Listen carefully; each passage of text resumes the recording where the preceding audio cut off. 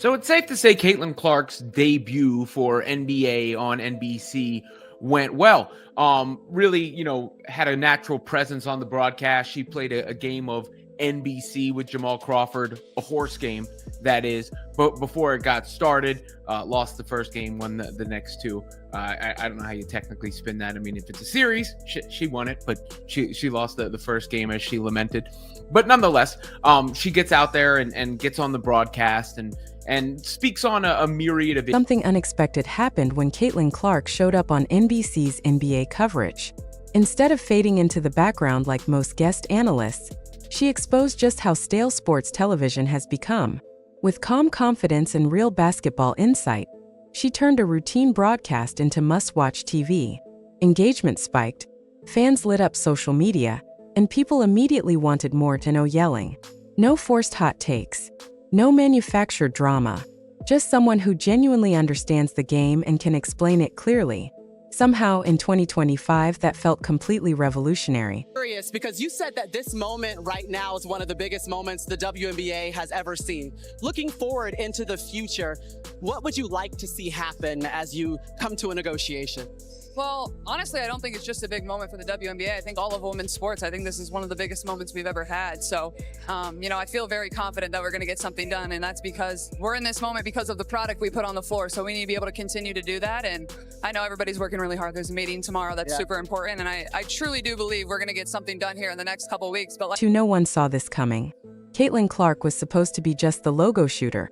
The player who shattered records, filled arenas, and made defenders look like they'd chosen the wrong profession.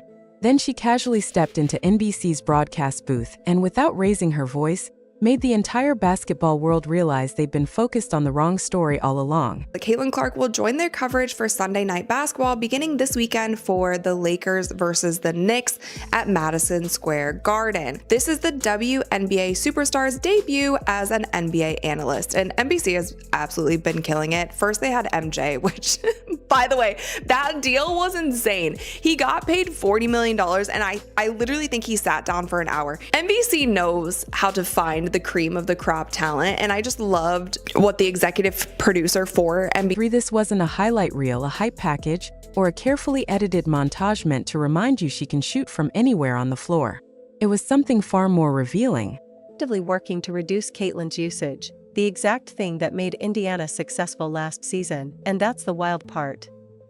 After the Olympic break, the Fever had one of the best offenses in the league. The games were electric. Caitlin was running pick and rolls, pulling up from deep, threading passes through traffic, and completely controlling games. Wins followed. Fans tuned in. Nobody was complaining. Then Stephanie White arrived and changed everything. She tried to import the Connecticut Sun-style offense, where everything runs through the post and the star guard becomes just another piece. That's not why people are watching. Fans aren't buying tickets to see Aaliyah Boston initiate offense or Kelsey Mitchell float around as the focal point. They're watching for Caitlin Clark. And White seems determined to minimize her role. The small forward experiment should have ended the conversation immediately. Taking the best point guard in women's basketball and playing her out of position isn't just questionable, it's unacceptable. Whether it was incompetence or stubborn ideology, it showed a complete misunderstanding of what makes this team work. Then there was the idea of playing Erica Wheeler or Ariel Atkins at point guard over Caitlin. That's the kind of decision that makes you seriously wonder whether winning is the priority, or whether something else is driving the system. Now add Caitlin's national TV comments into the mix. She says she wants to model her game after Luka Doncic: more ball control, more manipulation of defenders, more offensive responsibility. And Stephanie White has already publicly criticized that exact style of play. She prefers movement over dominance, system over star. That's not tension. That's a collision. Caitlin knows what works. She dominated college basketball playing this way. She was wildly successful in her first WNBA season playing this way. Now her coach wants to reshape her game to fit a philosophy Caitlin has already outgrown. That's a recipe for disaster. Stephanie White can coach.